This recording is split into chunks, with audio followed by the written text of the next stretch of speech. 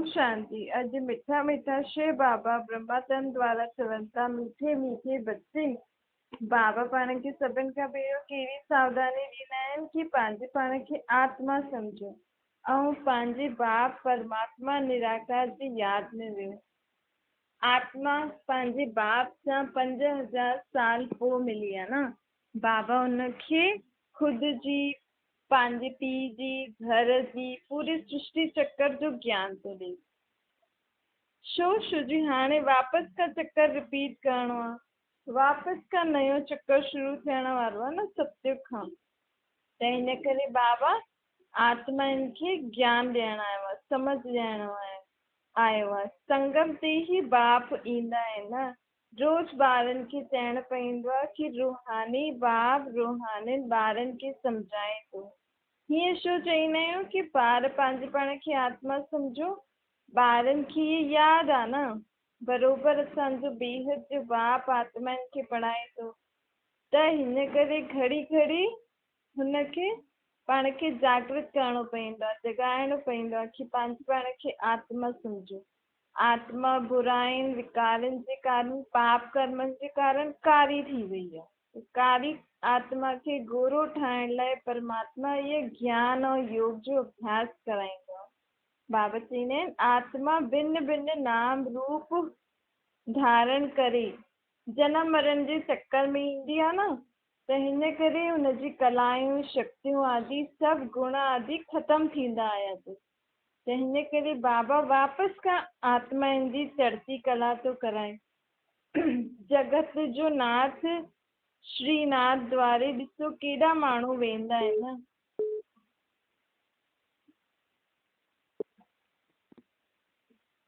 जगत जो नाथ श्रीनाथ द्वारे केतिरा माण्हू वेंदा आहिनि, सोचता आहिनि कि असां वञी करे दर्शन करूं, परंतु हुननि जी पूरी जीवन कहानी की त कोई ॼाणंदो न आहे। हाणे बाप पाण खे हुननि जी पूरी जीवन कहानी थो ॿुधाए कि उहो ई आत्मा सत्युग में गोरियूं हुयूं, सीढ़ी उतरते उतरते कलयुग अंत ताईं कारी थी वियूं आहिनि न। ॾिसो श्रीनाथ द्वारे त केॾा सुठा सुठा भोग आदि लॻाईंदा आहिनि। उहो आहे सत्युग जो, हुन आत्मा जो जॾहिं सत्युग में ऊंच पाठ वॼाईंदी हुई तॾहिं जो यादगार आहे। जगन्नाथ जॾहिं कलयुग अंत में अची करे उहा आत्मा पतित ग़रीब थी त हुनजो यादगार। हाणे बाबा पाण खे ॿुधाइनि था कीअं आत्मा सत्युग त्रेता द्वापर कलयुग में ईंदे ईंदे कारी थी वई आहे। हिन दुनिया खे आयरन एजेड दुनिया चइबो आहे न। आयरन जो कलर बि कारो थींदो आहे, सोने जो कलर गोल्डन थींदो आहे, हुनखे गोरो चईंदा। 84 जन्म वठी वठी आत्मा कारी थी वई आहे। त बाबा चवनि था हीअ आत्मा हिकु रीति सीढ़ी लहींदी आई आहे। हाणे आत्मा खे सीढ़ी चढ़णो अथसि। सीढ़ी कीअं लहींदी आई आहे? शक्तियूं गुणनि सां आत्मा जी सभु कुझु ख़तमु थींदा आया अथसि। शक्तियूं गुण कलायूं हाणे सीढ़ी चढ़नि मतिलबु आत्मा परमात्मा खे यादि करे पंहिंजे अंदरि सर्व शक्तियूं गुण ऐं कलायूं भरे थी। गति सदगति दाता हिकु ई आहे। भारत जी उत्थान ऐं पतन जी कहानी पाण खे बाप ई ॿुधाए थो कि भारत हीअ दुनिया पहिरियों सतयुग में स्वर्ग हुई। हिते हीरे जवाहरातनि जा महल हुया, सभी सुख शांति पवित्र रहंदा हुया, सभिनि वटि संपत्ति हुई। हाणे उहो ई भारत कंगाल गरीब पतित थी वियो आहे, दुखी थी वियो आहे न। त बाबा चए थो ॾिसो दुनिया जो चक्कर कीअं फिरंदो आहे न। पहिरियों त भारत छा हुयो, हाणे भारत छा थी वियो आहे। भारत जो अहिड़ो हाल छो थियो अथसि? छो जी भारत में रावण जी प्रवेशता थी, अर्थात विकारनि जी प्रवेशता थियण जे कारण भारत एतिरो दुखी कंगाल थी वियो आहे। हिन ई भारत ते पहिरियों पवित्रता सुख शांति हुई। भारत पूरे विश्व जो मालिक थियो, अर्थात भारत ते ही दुनिया हुई। ॿी कहिड़ी बि खंड में दुनिया न हुई, सभु हिकु भारत ही पूरो विश्व जो मालिक हुयो। हाणे उहो ई भारत गुलाम थी वियो आहे। त अहिड़े भारत खे वरी खां विश्व जो मालिक ठाहिण लाइ केरु आयो आहे? विश्व जो पिता गांधी जी त भारत खे अंग्रेजनि खां छुड़ाए विया, लेकिन हाणे परमात्मा बापू जी हिन दुनिया खे ख़ासि भारत खे रावण जी जंजीरनि सां छुड़ाइण आयो आहे। भारत ऐं भारतवासी रावण जी जंजीरनि में फसियल आहिनि न, त हिन करे बाबा भारत खे रावण जी जंजीरनि सां छुड़ाइण आयो आहे। चए थो बच्चे पंहिंजे पाण खे आत्मा सम्झो, बाप खे यादि करो त इहे ख़ासि भारत आम पूरी दुनिया रावण जी जंजीरनि सां मुक्त थी वेंदी। बाबा चवनि था कि हिन जे लाइ जेतिरो इहो अभ्यास कंदव कि मां आत्मा कंहिंजो ॿार आं, मुंहिंजो पीउ काथे रहंदो आहे, हुनजो कर्म छा अथसि, मुंहिंजो पीउ कॾहिं हिन सृष्टि ते ईंदो आहे, परमात्मा जी जेतिरी आत्मा महिमा कंदी ओतिरो ओतिरो आत्मा बि पावन थींदी वेंदी ऐं इहा सृष्टि बि पावन थींदी वेंदी। सतयुग में न भारत भूमि ते ई त दुनिया वसियल हुई। श्री लक्ष्मी श्री नारायण जो ई त राज्य हुयो। अॼु खां 5000 साल जी त ॻाल्हि आहे न, अॼु खां 5000 साल पहिरियों जी ई ॻाल्हि आहे, कोई लाखों वर्ष जी ॻाल्हि कोन्हे। 5000 साल पहिरियों ई हिन सृष्टि ते श्री लक्ष्मी श्री नारायण जो राज्य हुयो। हाणे त न कोई पावन राजाउनि जो राज्य आहे, न कोई पतित राजाउनि जो राज्य आहे। हाणे त प्रजा जे मथां राज्य आहे। केॾी खुटेली गवर्नमेंट आहे न, माण्हू ॾिसो केॾा दुखी थी विया आहिनि न अहिड़ी गवर्नमेंट सां। त बाबा चवनि था हाणे बाबा बि अची करे ईश्वरीय गवर्नमेंट स्थापन कई। हिन ईश्वरीय गवर्नमेंट जो लक्ष्य छा आहे? दुनिया खे स्वर्ग ठाहिण जो। बाक़ी गवर्नमेंट त ॾाढा प्लान आदि थी करे कि थोरे समय में एतिरो अनाज थी वेंदो, ईअं थी वेंदो, दुनिया वापसि खां सुठे थींदी। परंतु बाबा चवनि था कि दुनिया खे हाणे सुठो करण लाइ मां आयो आहियां। हिन दुनिया खे हाणे मूंखे न वधाइणो आहे, हिन दुनिया खे हाणे मूंखे परिवर्तन करणो आहे। हिन भूमि ते मूंखे वापसि खां स्वर्ग जी स्थापना करणी आहे। त बाबा अची करे गवर्नमेंट पांडव गवर्नमेंट स्थापन कई अथई, ईश्वरीय गवर्नमेंट। हुनजो प्लान छा आहे? नर्क खां स्वर्ग ठाहिण जी। ऐं दुनिया जी गवर्नमेंट जो प्लान छा आहे? न नर्क खे अञा अॻियां वधाइण जी। ॾिसो केॾो फ़र्क़ु आहे न। परमात्मा अची करे सचो सचो गीता ज्ञान ॾेई करे हिन सृष्टि ते वापसि खां सतयुगी दुनिया स्थापन करण लाइ पाण खे पुरुषारत थो कराए। ऐं उहे ई कलयुगी गीतायूं पढ़ंदे पढ़ंदे ये दुनिया हिकदमि नर्क थी वई आहे। छो जो हुन गीताउनि में त पढ़ंदा आहिनि, परंतु कुझु आत्मा सम्झी करे जीवन में धारण करे थोरी थी हले। गीता में त लिखल आहे न, काम आहे, शत्रु आहे, पंहिंजी पाण खे अशरीरी आत्मा सम्झी करे पंहिंजे परमात्मा खे यादि करो। परंतु माण्हू त पंहिंजे पाण खे शरीर ई सम्झी वेठा आहिनि। कोई पढ़ंदा त आहिनि परंतु हुन ॻाल्हियुनि ते अमल थोरी कंदा आहिनि।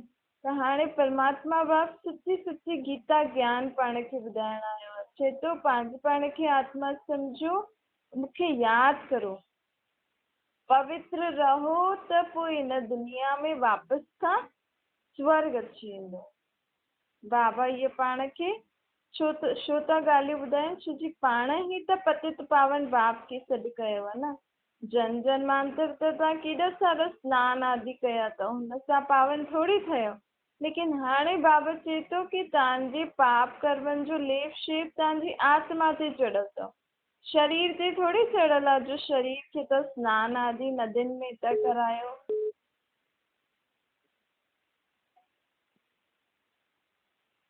Your speaking with has Baba put your चवनि call था on कि hold. Please stay on the line. आप जिस व्यक्ति से बात कर रहे हैं उन्होंने आपके कॉल को होल्ड पर रखा है। कृपया लाइन पर बने रहिए। The person you are speaking with has put your call on hold. Please stay on the line. आप जिस व्यक्ति से बात कर रहे हैं उन्होंने आपके कॉल को होल्ड पे रखा है। कृपया लाइन पर बने रहिए। The person you are speaking with has put your call on hold. Please stay on the line. आप जिस व्यक्ति से बात कर रहे हैं उन्होंने आपके कॉल को होल्ड पर रखा है। कृपया लाइन पर बने रहिए। बाबा चवनि था ॾिसो दुनिया केॾी अज्ञान अंधेरे में आहे न।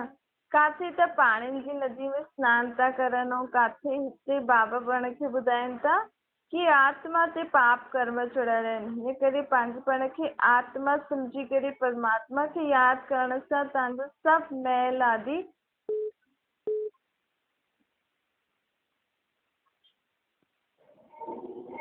तव्हां सभी शुद्ध आत्मा ई थी वेंदो।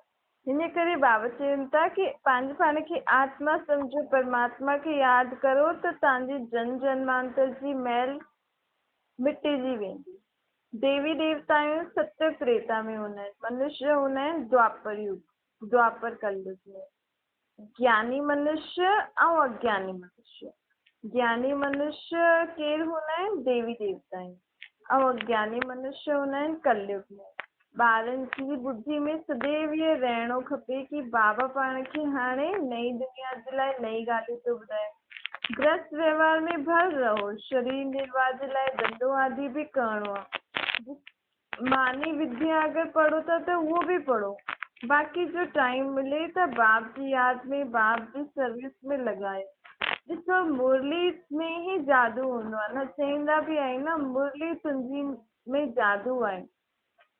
हाणे जेकी मुख सां मुरली जेकी वॼाईंदा आहिनि, कांठ वारी, लकड़ी वारी, उनमें कोई जादू न आहे। त परमात्मा जॾहिं सृष्टि ते आया, ब्रह्मा मुख द्वारा पाण खे इहे ज्ञान जी ॻाल्हियूं ॿुधाई। हिन ज्ञान जी ॻाल्हियूं ॿुधी करे आत्मा ज्ञानी थी वई, परिवर्तन थींदी वई। आत्मा कलयुगी आत्मा खां देव आत्मा थी वई।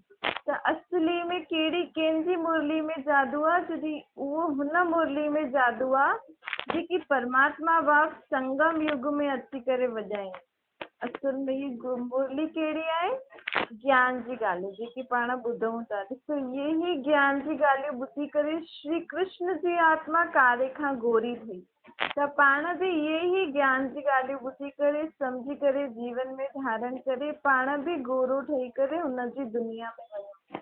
त परमात्मा जी मुरली में कहिड़ो जादू आहे? मनुष्य खां देवता ठाहिण जो जादू आहे। चईंदा बि आहियूं न, मनुष्य खां देवता कीअं करत न लागी वार। त मनुष्य खां ही देवता ठहिया न। देवता कोई मथे रहण वारा न आहिनि कि पंहिंजे समय ते हेठि ईंदा न, मनुष्य ही देवता ठहींदी। हिन करे त लिखल आहे, मनुष्य से देवता करत न लागी, कीअं करत न लागी वार। कीअं त मनुष्य खे देवता ठाहियो न सेकेंड में। त ये जादूगिरी केरु कंदो आहे? परमात्मा बाप सच्ची सच्ची ज्ञान जी मुरली पाण खे ॿुधाए करे मनुष्य खां देवता ठाहींदो आहे।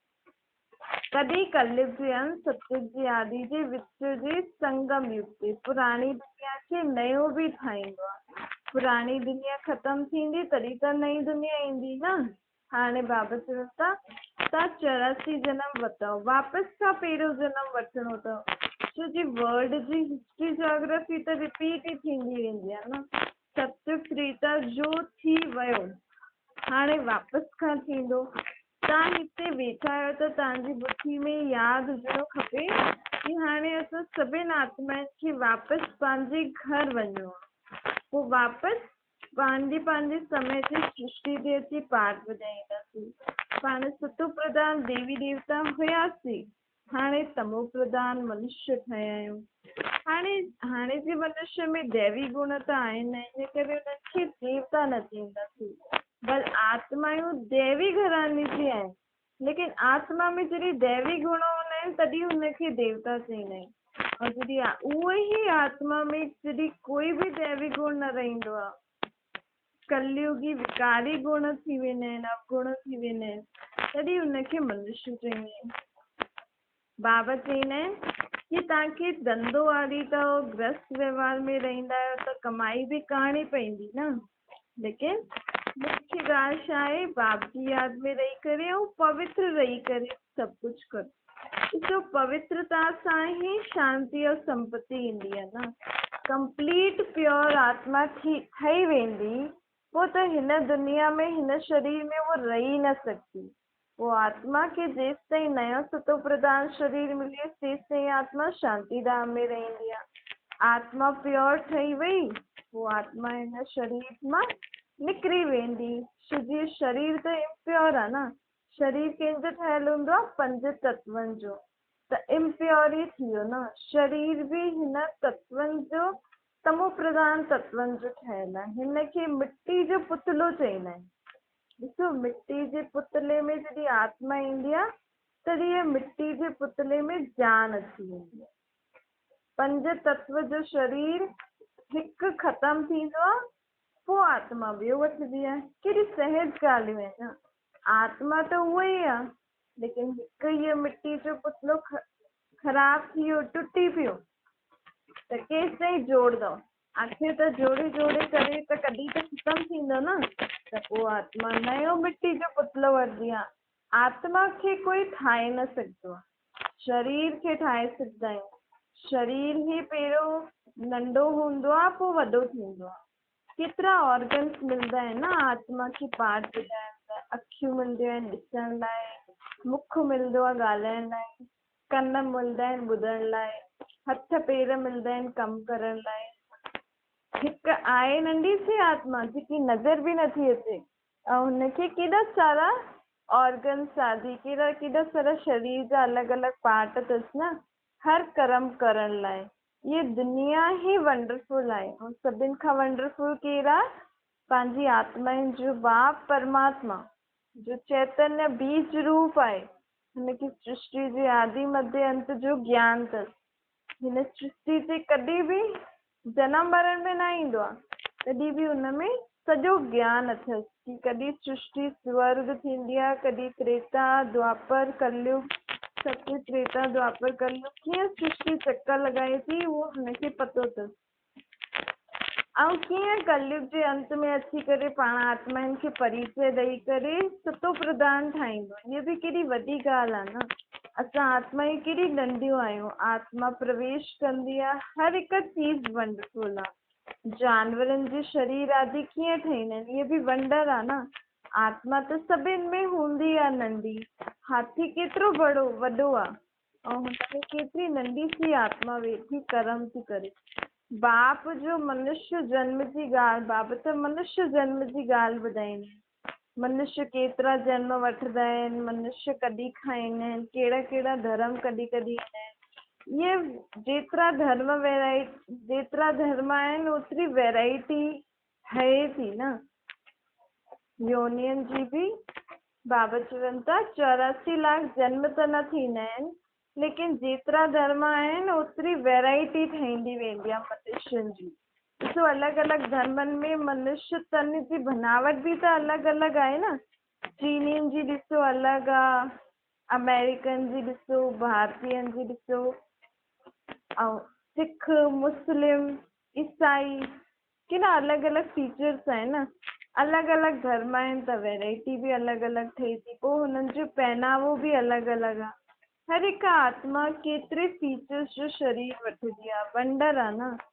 पोइ जॾहिं चक्र रिपीट थींदो आहे, हर जनम में फीचर्स नाम रूप बदिलंदा वेंदा। ईअं न चईंदासीं कृष्ण कारो कृष्ण गोरो न, छो जी कृष्ण हुन ई रूप में, जेको कृष्ण जहिड़ो शरीर वठी ईंदो आहे न, भले उते गोरो हूंदो अथसि, लेकिन हुन ई जहिड़ा फीचर्स हुनखे ॿिए कंहिं जनम में मिली ई न सघंदा आहिनि।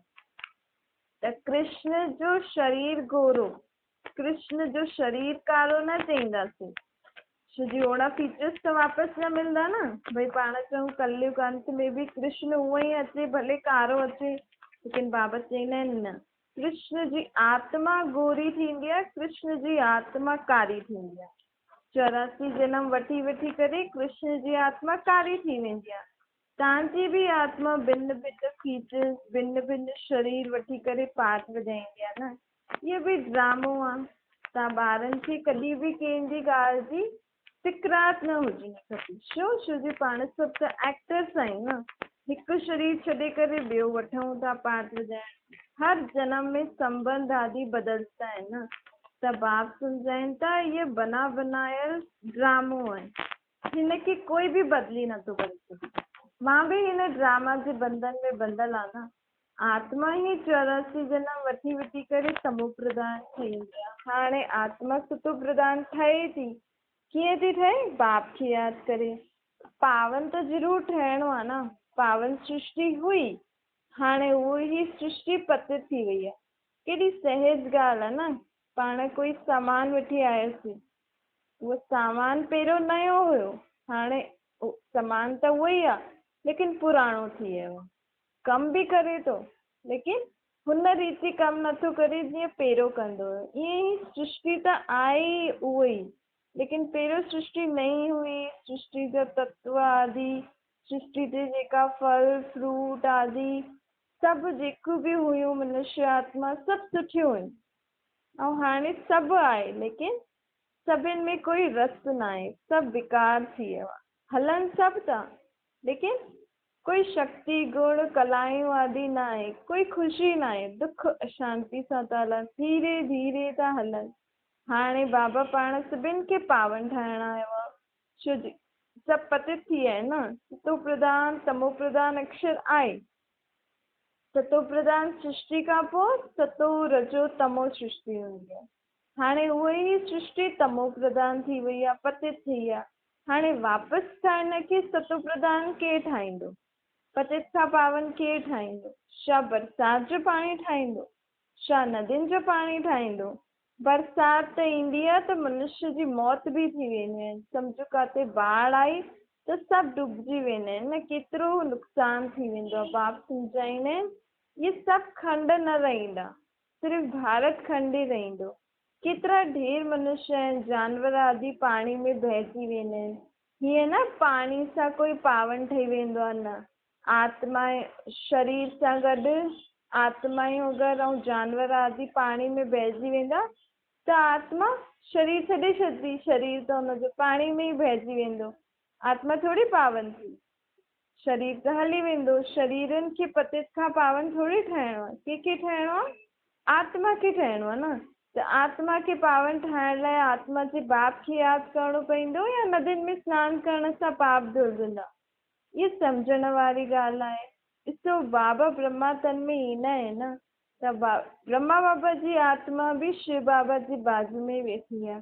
जीअं गुरु पंहिंजे शिष्य खे बाजू में विहारंदो आहे न, त उहो ई परमात्मा सतगुरु बि हिन ब्रह्मा जी आत्मा खे पंहिंजे पहिरें शिष्य के पासे में विहारंदा आहिनि।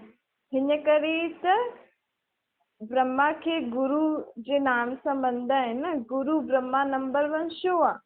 छो जी ब्रह्मा जी आत्मा कंहिंखां डायरेक्ट ज्ञान वरितई? परमात्मा खां।